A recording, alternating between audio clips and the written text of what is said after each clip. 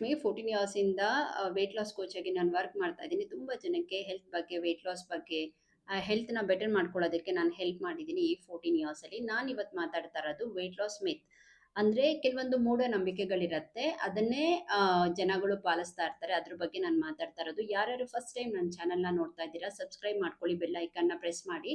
ನಿಮಗೆ ತುಂಬಾ ಇನ್ಫಾರ್ಮೇಷನ್ ಸಿಗುತ್ತೆ ಹೆಲ್ತ್ ಬಗ್ಗೆ, ನ್ಯೂಟ್ರಿಷನ್ ಬಗ್ಗೆ, ಲೈಫ್ ಸ್ಟೈಲ್ ಬಗ್ಗೆ, ವೇಟ್ ಲಾಸ್ ಬಗ್ಗೆ, ಹೆಲ್ತಿ ರೆಸಿಪಿ ಬಗ್ಗೆ. ಇದು ವೇಟ್ ಲಾಸ್ ಮಾಡ್ಕೊಳ್ಬೇಕಾಗಿರೋರು ಕಾರ್ಬೋಹೈಡ್ರೇಟ್ಸ್ ತಿನ್ನಬಾರ್ದು, ರೈಸ್ ಯಾವುದು ತಿನ್ನಬಾರ್ದು, ಯಾವಾಗಲೂ ಚಪಾತಿನೇ ತಿನ್ನಬೇಕು. ಸೊ ಈ ಥರ ತುಂಬ ಜನ ಕ್ಲೈಂಟ್ಸ್ನ ನಾನು ಈ 14 ಇಯರ್ಸಲ್ಲಿ ನಾನು ನೋಡಿದ್ದೀನಿ.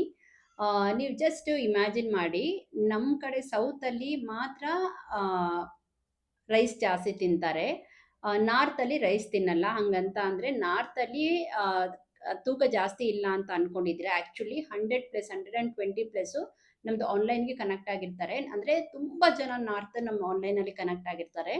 ತುಂಬ ಓವರ್ ವೇಟ್ ಅವರು, ಚಪಾತಿ ತಿನ್ಕೊಂಡೇ ಓವರ್ ವೇಟ್ ಆಗಿರ್ತಾರೆ. ಇದನ್ನ ಮೈಂಡಲ್ಲಿ ಇಟ್ಕೋಬೇಕು. ಮೇನ್ ಆಗಿ ರೈಸ್ನ ಬಿಡ್ತಾರೆ, ಚಪಾತಿನ ಜಾಸ್ತಿ ತಿನ್ನಕ್ಕೆ ಸ್ಟಾರ್ಟ್ ಮಾಡ್ತಾರೆ. ಸೊ ತೂಕ ಕಡಿಮೆ ಮಾಡಬೇಕು ಅನ್ನೋ ಒಂದೇ ಉದ್ದೇಶದಿಂದ ಈ ಥರ ಮಾಡ್ತಾರೆ. ಈ ಥರ ಮಾಡೋದ್ರಿಂದ ವೇಟ್ ಲಾಸ್ ಆಗುತ್ತಾ? ಇದನ್ನ ಮೈಂಡಿಂದ ತೆಗೆದು ಹಾಕಿ. ನಿಮಗೆ ಕಾರ್ಬೋಹೈಡ್ರೇಟ್ಸು ಬೇಕೇ ಬೇಕು. 30% ನಾವು ತಿನ್ನಲೇಬೇಕಾಗತ್ತೆ.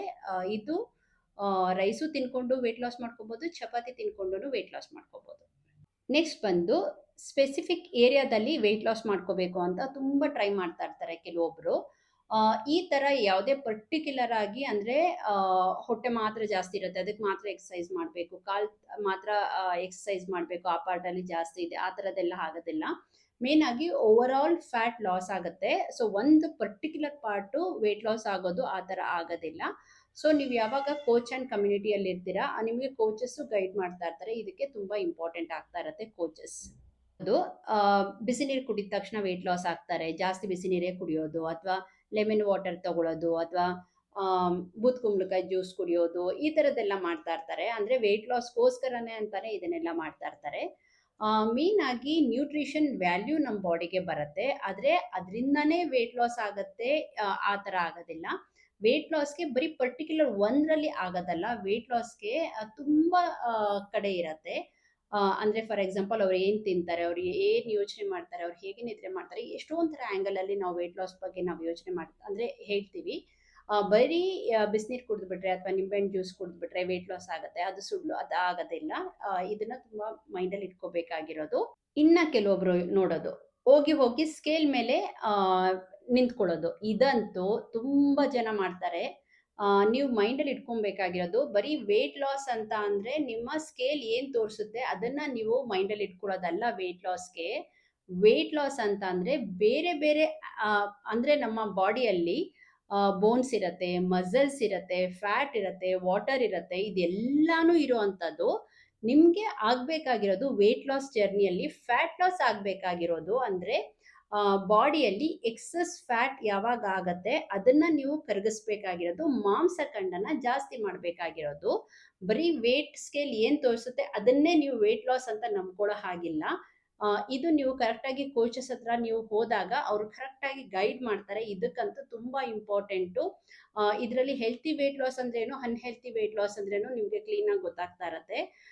ಯಾವಾಗಲೂ ತುಂಬ ಜನನ ನಾನು ನೋಡಿದ್ದೀನಿ ಅನ್ಹೆಲ್ತಿ ವೇಟ್ ಲಾಸ್ಗೆನೆ ನೋಡ್ತಾ ಇರೋದು. ಬರೀ ಸ್ಕೇಲಲ್ಲಿ ಏನಾದ್ರು ತೋರಿಸ್ತು ಅಂತ ಅಂದರೆ ಆ ವೇಟು, ನಾನು ವೇಟ್ ಲಾಸ್ ಆಗಿದ್ದೀನಿ, 1 kg ಆದೆ, 1 ಮಂತಲ್ಲಿ 10 kgs ಆದೆ, ಈ ಥರದ್ದೆಲ್ಲ ಹೇಳ್ತಾ ಇರ್ತಾರೆ. ನಾನು ತುಂಬ ಬ್ಲಾಗ್ಸು ನೋಡ್ತಾ ಇರ್ತೀನಿ.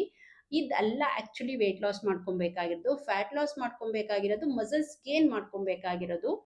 ಕೆಲವೊಬ್ರು ಮೋರ್ ಸ್ವೆಟ್ ಆಗ್ತಾ ಇದ್ರೆ ಅವರು ಮೋರ್ ವೇಟ್ ಲಾಸ್ ಆಗಿದ್ದೀನಿ ಅಂತ ಅನ್ಕೊಳ್ತಾ ಇರೋದು. ಅಂದರೆ ನೀವು ತಿಳ್ಕೊಬೇಕಾಗಿರೋದು, ತುಂಬ ರನ್ನಿಂಗ್ ಮಾಡಿ ಅಥವಾ ತುಂಬ ಥ್ರೆಡ್ಮಿಲ್ ಅಲ್ಲಿ ವರ್ಕ್ ಮಾಡಿ ಈ ಥರ ಮಾಡ್ತು ಅಂತ ಅಂದರೆ ತುಂಬ ಸ್ವೆಟ್ ಆಗ್ತಾ ಇರುತ್ತೆ. ಕಾರ್ಡಿಯೋ ಜಾಸ್ತಿ ಮಾಡೋದು, ಕಾರ್ಡಿಯೋ ಜಾಸ್ತಿ ಮಾಡ್ತಾ ಇದ್ರೆ 100% ವೇಟ್ ಲಾಸ್ ಆಗುತ್ತೆ. ಸ್ವೆಟ್ಟಿಂಗ್ ಆಗೋದ್ರಲ್ಲಿ ಜಸ್ಟ್ ನೀವು ನೋಡ್ಬೋದು ಸ್ವೆಟ್ಟಿಂಗ್ ಹೆಂಗಾಗುತ್ತೆ. ನಾವು ನೀರು ಕುಡ್ದಿರ್ತೀವಿ ಅಥವಾ ನಾವು ತಿನ್ನೋ ಆಹಾರದಲ್ಲಿ ವಾಟರ್ ಇರುತ್ತೆ. ಸೊ ಅದರಿಂದ ನಮಗೆ ನೀರು ನಮ್ಮ ಬಾಡಿ ಒಳಗಡೆ ಹೋಗಿರತ್ತೆ.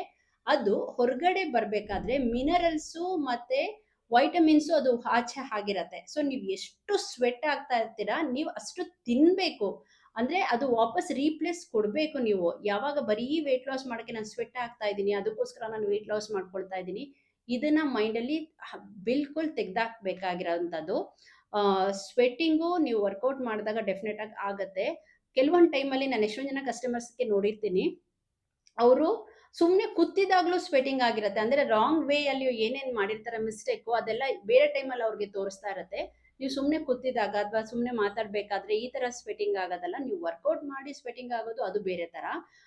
ಇದು ವೀಕ್ನೆಸ್ ಅಲ್ಲಿ ನಿಮ್ಗೆ ಸ್ವೆಟ್ ಆಗ್ತಾ ಇರುತ್ತೆ, ಇದನ್ನ ಮೈಂಡ್ ಅಲ್ಲಿ ಇಟ್ಕೊಳ್ಳಿ. ಇದಂತೂ ತುಂಬಾ ಇಂಪಾರ್ಟೆಂಟ್ ಆಗುತ್ತೆ. ಇದು ಆಕ್ಚುಲಿ ವೇಟ್ ಲಾಸ್ ಮಿತ್ ಆಗಿರುತ್ತೆ. ಜಾಸ್ತಿ ಸ್ವೆಟಿಂಗ್ ಆದ್ರೆ ನಾನು ಬೇಗ ವೇಟ್ ಲಾಸ್ ಆಗ್ಬಿಡ್ತೀನಿ ಅನ್ನೋದನ್ನ. ಐ ಹೋಪ್ ಈ ವಿಡಿಯೋ ತುಂಬಾ ಹೆಲ್ಪ್ ಆಯ್ತು ಅಂತ ಅನ್ಕೊಂಡಿದ್ದೀನಿ. ಕೆಲವೊಂದು ವೇಟ್ ಲಾಸ್ ಮಿತ್ ಬಗ್ಗೆ ನೀವು ಏನಾದ್ರು ಈ ತರ ವೇಟ್ ಲಾಸ್ ಮಾಡ್ತಾ ಇದ್ರೆ 100% ಅದನ್ನ ಚೇಂಜ್ ಮಾಡಬೇಕಾಗತ್ತೆ. ಮೇನ್ ಆಗಿ ನಮ್ದು 3 ಡೇಸ್ ಫ್ರೀ ಆನ್ಲೈನ್ ಸೆಷನ್ ಇರುತ್ತೆ. ಯಾರ್ಯಾರಿಗೆ ಸೀರಿಯಸ್ ಆಗಿ ವಿತ್ ರೈಟ್ ಮೈಂಡ್ ಸೆಟ್ ಮತ್ತೆ ಪ್ರಾಪರ್ ಆಗಿ ಹೆಲ್ತಿ ಆಗಿ ವೇಟ್ ಲಾಸ್ ಮಾಡಬೇಕು ಅಂತ ಅಂದ್ರೆ ನನ್ನ ನಂಬರ್ಗೆ ಕಾಲ್ ಮಾಡಿ.